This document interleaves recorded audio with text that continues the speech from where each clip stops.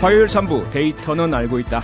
두 분의 여론조사 전문가 배종찬 인사이트 K연구소장, 이은영 휴먼앤데이터 소장 모셨습니다. 안녕하세요. 네, 안녕하세요. 윤영입니다. 안녕하십니까, 배종찬입니다. 네, 어서 오십시오. 지금 데이터는 알고 있다. 유튜브로 생중계되고 있습니다. 여러분께서 남겨주시는 소중한 댓글과 의견 저희가 실시간으로 다 확인을 하고 있으니까요. 유튜브에서 표창원의 뉴스하이킥을 검색해서 들어와주시면 감사하겠습니다. 오늘도 청취자 여러분께 간단한 설문조사 질문부터 드리겠습니다. 현재 65세 이상이면 지하철을 무료로 이용할 수 있는데요. 여러분께서는 이 지하철 노인 무임승차 제도에 대해서 어떻게 생각하십니까? 1. 노인복지제도이므로 현행대로 유지해야 한다. 2. 제도를 유지하되 연령 기준을 높여야 한다. 3. 지하철 적자를 고려해서 무임승차를 없애야 한다. 노인복지제도니까 현행대로 유지해야 한다면 1번, 제도를 유지하되 연령 기준을 높여야 한다면 2번을, 지하철 적자를 고려해서 무임승차 제도를 없애야 한다면 3번을 보내주시기 바랍니다. 보내실 곳은 휴대폰 문자 샵 8001번이나 스마트 라디오 미니고요. 미니는 공짜지만 문자는 단문 50원, 장문 100원의 이용료가 별도로 있습니다. 모두 5분 뽑아서 치킨 세트 교환권 보내드리겠습니다. 배수왕님 오늘은 탄성을 안 지르시네요. 지금 제가 이제 부르신가 봅니다. 저녁 먹고 가지고. 그러신 것 같았어요. 네, 여러분의 많은 참여 기다리겠습니다. 네, 배수장님 먼저 윤석열 대통령 국정수행평가 지지율 짚어볼 시간이죠. 네, 최근에 이제 오르는 추세인데 예. 대통령의 지지율 상승 추세 계속되고 있습니다. 네. 리얼미터가 미디어 트리뷴의 의뢰로 지난주 월요일부터 금요일까지입니다. 12일부터 16일까지 실시한 조사. 네. 오늘 소개해드리는 모든 조사는 중앙선거론조사 심의위원회 홈페이지에서 확인 가능합니다. 윤석열 대통령 국정 수행에 대해 어떻게 평가하는지 물어보았는데요. 예. 41.1%로 긍정 지지율이 40%를 돌파했습니다. 넘겼네요. 예, 부정평가도 내려와서 56.8%로 나타났습니다. 네. 지난 6월 이후에 윤석열 대통령 지지율이 40% 아래로 내려간 이후에 40%대를 회복 못했었거든요. 예.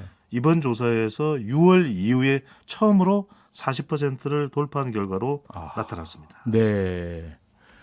어떻게 보세요? 지난주엔 사실 이게 여론조사 지지율 소개해 주실 때 다소 정체되고 있다. 약간의 예. 상승이 있지만 그 폭이 크지 않다. 이런 말씀 주셨었는데 예. 한 주 만에 3%포인트가량 올려서 거의 이제 40% 넘어섰고 여러 조사에서 그런 모습이 나타나는데 지난 조사에서는 리얼미터 조사 기준으로 해서 조금 이 0.5%포인트 내려왔었거든요. 예. 근데 부정평가도 지난주 발표된 조사에서는 내려왔어요. 네. 부정이 더 올라가지 않고 내려온 것은 지난주에도 분석을 해줬지만 상승할 여력은 있다. 여전히. 그 예. 말씀을 드렸는데 그 한 주 동안에 있었던 변화를 보면 여전히 이제 도어 스태핑은 하지 않았지만 국정과제 점검 회의가 있었고 네. 또 대통령의 단호한 대응이 계속되고 있다. 이른바 윤석열 대통령의 단대 전략, 네. 단호한 대응 전략, 단대 전략. 단대. 이게 예. 모든 이슈에 대해서 다 단호한 대응입니다. 네. 그러니까 화물연대 파업 단호한 대응, 그리고 법인세 단호한 대응, 1%도 조정 안 된다. 예. 단호한 대응. 그 다음에 문재인 정권 수사에 대해서도 다 단호한 대응. 네. 이재명 대표 검찰 수사도 일종의 단호한 대응으로 봐야지 않는 모든 단호한 대응이 이른바 지난 대선에서의 윤찍 지지층, 윤석열 대통령에게 투표했던 48.56%를 네. 점점점 결집해 나가는 추세라고 봐야 되겠죠. 아하. 이은영 소장님. 네. 어쨌든 지금 배 소장님하고 지지율의 어떤 40% 회복에 대한 원인 분석 말씀을 들었는데 네. 40%가 왜 그렇게 중요한 거죠? 이게 이제 확장성으로 들어가는 이제 문을 열었다라고 볼 수 있기 때문에 중요한 건데요. 네. 이게 이제 즉 국민의힘의 그 윤 대통령의 핵심을 이루는 지지층이 결국 국민의힘 지지층이거든요. 예. 거기가 이제 한 35, 여기 30에서 35성 정도가 마지노선인데 네. 이제 그거를 넘어서서 40으로 간다는 거는 확장성이 이제 들어가기 시작했다 이렇게 볼 수 있는 숫자예요. 예. 근데 아직도 여전히 이 그 전화면접 조사에서는 36% 그리고 그 임기 그 3분기 그 평균 지지율 보면 30%밖에 안 되거든요. 그래서 이게 평균. 네 그렇습니다. 네. 그래서 이게 약간의 착시도 있을 수 있다. 그리고 지금 그 이 리얼미터 이번 자료 보면은 70대 그리고 영남에서 굉장히 큰 폭으로 상승을 했어요. 그래서 네. 하여간 원래 이제 그 원래 대통령을 지지했던 아까 이찍이라고 했는데 네. 윤찍이라고 했는데 그 지지층이 이제 결속을 하고 있다. 이제 전대를 앞두고 있으니까 결속할 수밖에 없는 거죠. 네. 9941번님이 유사한 네. 질문 문자를 주셨어요. 2% 하락, 3% 상승 이런 것에 크게 의미를 두기보다는 40% 선을 두고 왔다 갔다 한다. 결과적으로 큰 변화는 없다. 이렇게 봐야 하는 것 아닌가요? 그렇죠. 그렇습니다. 이 네. 9941님께서 말씀하셨던 대로 우리가 너무 매주 분석을 하다 보니까 1%만 상승해도 와 1%포인트만 내려 뭐 이렇게 분석을 하고 있는데 예. 사실 우리가 좀 차분한 분석을 할 필요가 있죠. 그래도 이제 대체적인 지금 추세를 보면 윤석열 대통령의 지지층들은 네. 그러니까 보수 지지층들은 결집을 하고 있다. 아하. 이렇게 해석을 할 수가 있는 겁니다. 네. 어떻습니까? 지금 물론 이제 저희가 알 수 있는 건 반응이나 공개된 네. 모습만 보고 알 텐데 네. 윤석열 대통령 그리고 대통령실에서는 이러한 상황 40% 회복 또 몇 %의 상승 여기에 대해서 상당한 어떤 만족감 그리고 어떤 좋아하는 이런 반응일까요? 당연히 뭐 얼굴이 요새 확 피셨잖아요. 아, 그런가요? 대통령. 네, 그래서 예. 이걸 분명히 보고 계시고 아하. 지금 이제 이 지지율 더 가속도를 붙이게 한 게 그 노동 개혁에 대한 건데 사실 이번 리얼미터에서 제가 조금 그 지지율 상승폭을 좀 중요하게 보는 대목이 20대가 9.5% 포인트로 올랐어요. 아, 네. 근데 이게 과연 노동 개혁을 했기 때문에 20대가 이렇게 올랐을까? 그래서 요거는 제가 좀 그 블랙박스로 좀 남겨놓고 계속 좀 지켜봐야 되겠다. 아하. 특히 이 노동 개혁이 지금 독일에서 했던 하르츠 개혁을 이제 차용해서 우리나라에서 계속 자기가 해나가겠다라는 방향성을 제시를 했는데 네. 독일에서 이거 성공하기 위해서 대연정을 굉장히 오랜 기간 했거든요. 근데 네. 지금 야당과의 관계는 전혀 그렇지가 않잖아요. 아, 그래서 그렇죠. 언젠가 요거는 좀 머뭇머뭇할 때가 곧 올 것이다. 저는 또 그렇게도 보고 있어요. 네. 야당과의 관계 말씀 주셨지만 여당과의 관계에서도 최근에 전당대회 룰 개정 관련해서 많은 논란이 일고 있습니다. 대통령 지지율 상승에 힘을 받아서일까요? 바로 그냥 밀어붙이는 모습을 국민의힘이 보이고 있습니다. 네. 100%그 당원 투표로 하겠다라는 그러한 이제 결정을 확정을 했는데요. 반발의 목소리도 당연히 나오고 있고요. 빅데이터상 어떻습니까, 이현영 소장님? 일단 전당대회 룰이라는 키워드를 가지고 12월 13일부터 19일까지 빅데이터 분석 툴 그 썸트렌드 가지고 분석했습니다. 네. 언급량은 2,264건으로 그렇게 많지는 않았어요. 그런데 네. 이게 아무래도 이제 전대를 앞두고 있다 보니까 연관어를 보니까 당원 투표, 윤석열, 결선 투표제 이런 단어들이 상위 순위에 올라와 있고요. 여론과 여론조사는 14, 15위 하위 순위에 올라가 있더라고요. 아, 여기서 중요한 게 결선 투표가 들어온 대목인데 이건 이제 후보 난립 구도를 1대1로 만들기 위해서 사실 우리가 예상하지 못했던 100% 플러스 알파로 이게 지금 들어와 있거든요. 네. 긍부정어 감성어는 부정이 74.3%로 부정어 굉장히 높은데요. 반발, 비정상적, 패배하다 이런 단어들이 올라왔고요. 긍정어로는 만장일치, 속전속결 이런 단어들이 올라왔습니다. 네. 이 상황에 대해서 예. 당연히 유승민 전 의원이라든지 네. 많은 이제 반발을 하시는 분들 강한 비판 목소리도 나오기는 하는데요. 네. 여기에 대해서 하태경 의원 같은 경우는 이렇게 전대 룰을 변경하는 게 역풍 불기 딱 좋다. 그리고 오히려 유승민 전 의원만 띄워주고 체급을 올려주는 것이다. 이런 분석을 하고 있더라고요. 그렇죠. 물론 이제 하태경 의원이 유승민 전 의원과 상당히 가까운 사이입니다. 네. 그렇게 해석을 할 수도 있지만은 실제로 그런 현상이 이제 나타날 수도 있는 거죠. 왜냐하면은 그렇게 되면은 가장 중요한 것은 전당대회에서 당원 100%라는 것은 당원에게 영향을 줄 수 있는 건 누굽니까? 국회의원이나 지역 당협위원장이거든요. 네. 그러면 국회의원이나 지역 당협위원장에게 가장 큰 영향을 줄 수 있는 사람 누굽니까? 누구? 윤석열 대통령이죠. 이러면 이제 윤심 전당대회가 돼버리는 것이거든요. 예. 그러면 친윤 후보의 당선을 위해서 이런 전당 룰을 가는 거 아니냐. 네. 이런 이야기가 볼멘 소리가 나올 수밖에 없는데 빅데이터 분석에서도 그래서 비판이 가장 비중이 있는 단어로 나타났거든요. 예. 전당대회라는 것은 이 흥행을 통해서 컨벤션 효과를 올려야 되는데 근데 아이러니한 건 뭐냐면 이렇게 전당대회 룰을 바꾸고 나가는데도 불구하고 지지층들은 결집을 하고 있다는 겁니다. 아하. 그러니까 지금 모든 이 초점이 윤석열 대통령과 대통령실은 다 상관없다. 네. 우리는 보수층 결집으로 간다. 여기에 모든 초점이 맞춰져 있다고 봐야 되겠죠. 네. 자, 그렇다면요. 6391번님이 질문을 주셨어요. 두 분 여론조사 전문가들로서 여론조사 반영을 안 하겠다는 정당의 생각을 어떻게 평가하시는지 궁금합니다. 배소영님 설명을 해 주셨는데 예. 지지층 결집이나 효과는 있다. 그러면 여론조사 상으로 봤을 때 어떻게 평가하세요? 저는 한마디로 말씀드립니다. 민심은 천심입니다. 아. 왜 당이 2003년에도 당원들의 예. 이 전당대회를 했었거든요. 근데 2004년에 그때 기억나실 겁니다. 차떼기 정당이 됐고 네, 네. 그러면서 그 상황을 바꾸자고 했을 때 박근혜 대표의 체제에서 이 민심 여론조사, 국민 여론조사 포함됐거든요. 그 이후에 수많은 경선 여론조사에서도 민심이 포함됐습니다. 네. 그건 뭐냐? 국민 여론조사 포함한 건 미국의 오픈 프라이머리처럼 민심이 너무나도 중요하다. 네. 이 당을 보시면 사당이 아니라 공당이거든요. 예. 수많은 정부의 보조금을 지원을 받고 있다.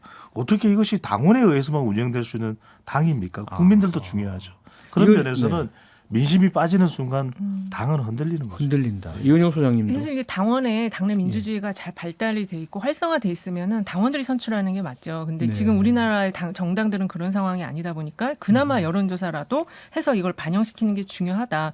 사실 지금 이 당심 100%로 하는 것과 관련해서 계파 갈등이 본격화하고 있다. 이런 이야기가 벌써 이제 당내에서 흘러나오고 있어요. 나경원 같은 경우도 또다시 분열된다. 이런 이야기가 나오고 있고 조경태 의원 같은 경우도 예전에는 좀 반대하더니 이제는 또 100%로 해야 된다. 이렇게 표리부동한 모습을 보이고 있어서 역시 이제 공천이 중요하구나. 공천 앞에 다 마음이 다 약해지는구나. 이런 걸 또 부르는 것도 씁쓸한 대목인 것 같아요. 아니 시간이 많잖아요. 짧게는 말씀드려야 될 것 같아요. 네. 왜냐하면은 당원에 대한 영향이 미치지 않을 때는 당원 100% 괜찮습니다. 실제로 미국에서는 그 공천 후보자를 결정할 때 당원들만 합니다. 그건 왜냐하면 미국에는 당원들이 대통령이 와서 뭐라 그래도 끄덕하지 않아요. 왜냐하면 이번에도 11월 8일 날 중간선거할 때에 민주당원들은 어떠냐면 바이든 오지 마.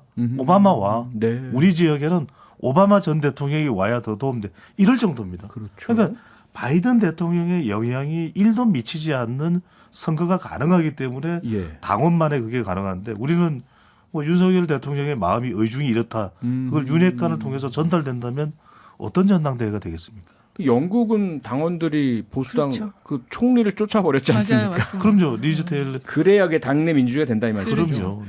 이번 당대표가 관리형 당대표냐 이것도 지금 중요하게 봐야 될 대목인 것 같아요. 관리형 당대표는 아닌 것 같거든요. 그러면 더욱 그 당원 플러스 또 여론이 같이 들어가는 그런 네. 좀 선출이 필요했다. 그렇죠. 필요하다. 공천 관련된 그렇죠. 공천이 네. 사실은 핵심이죠. 예.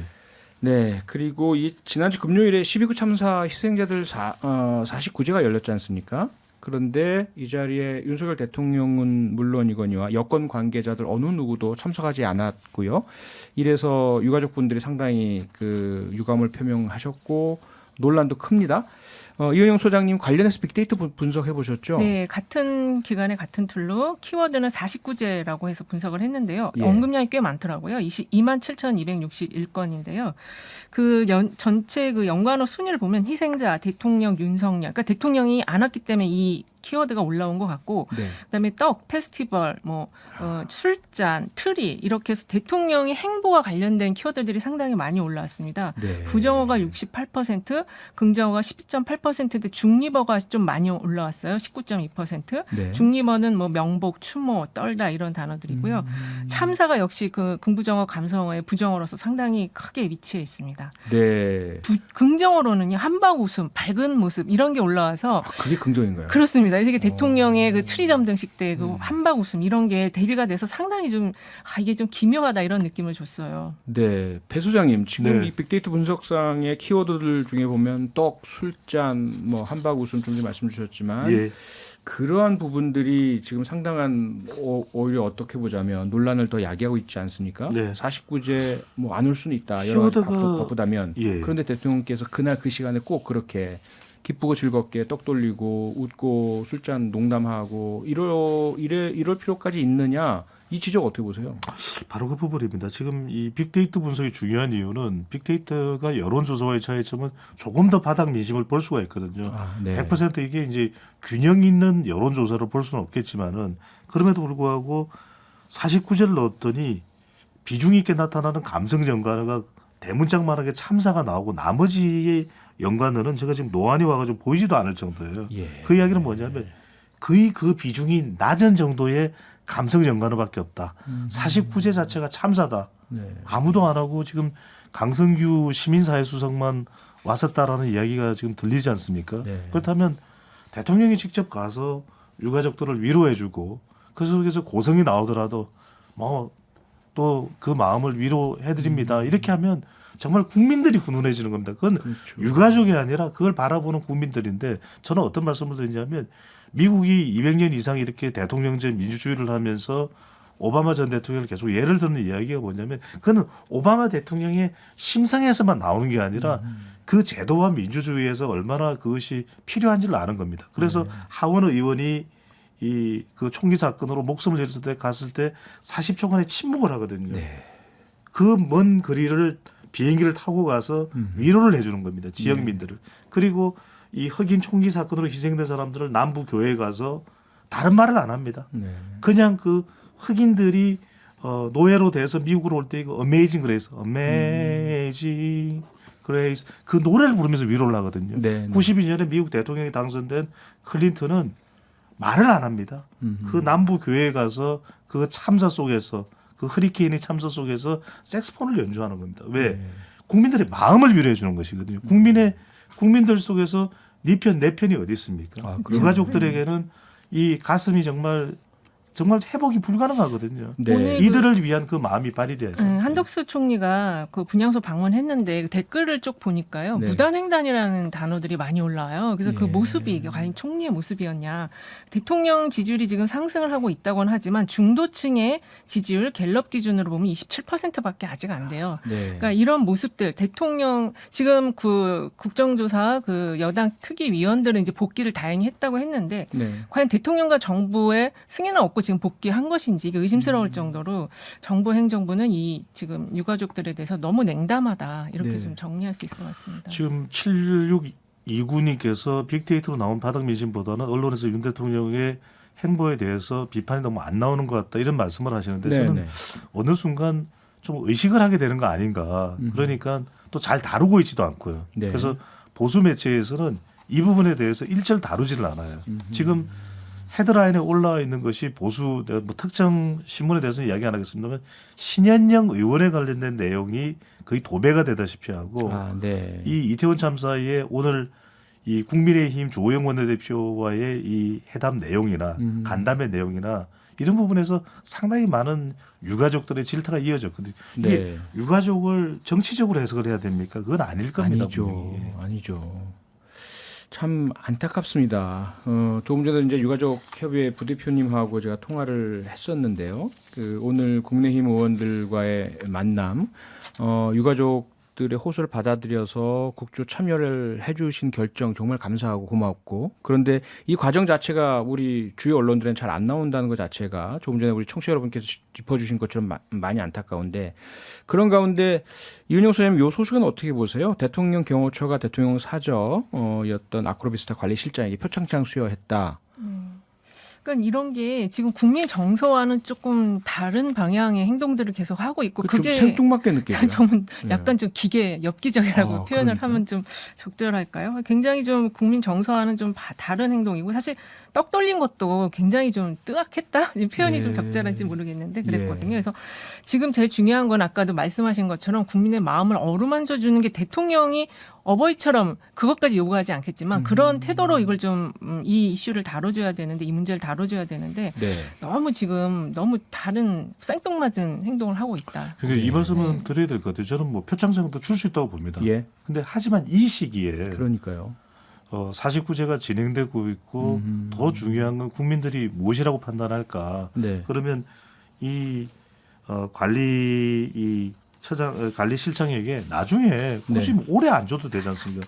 내년이나 뭐 나중에 정말 뭐 굳이 이걸 공개하지 않아도 될 내용이고 예. 그렇다면 어느 시점에 어떤 내용을 먼저 채워야 될까? 이게 대통령의 메시지와 행보에는 담겨야 되는 것이거든요. 네. 그것이 이제 유가족들이 볼 때나 또는 이태원 참사에 대해서 12구 참사에 대해서 여전히 좀 안타까운 시선을 가지고 있는 국민들에게는 답답해지는 것이죠. 그러게요. 축구 경기에서도 참사가 있을 땐 꼭 조의를 표하고 그리고 이제 경기를 개시하는 모습도 우리가 보고 있는데 그럼요. 네. 한 국가의 대통령이나 정부가 너무 조금 무심한 거 아닌가 하는 그런 아쉬움이 크네요.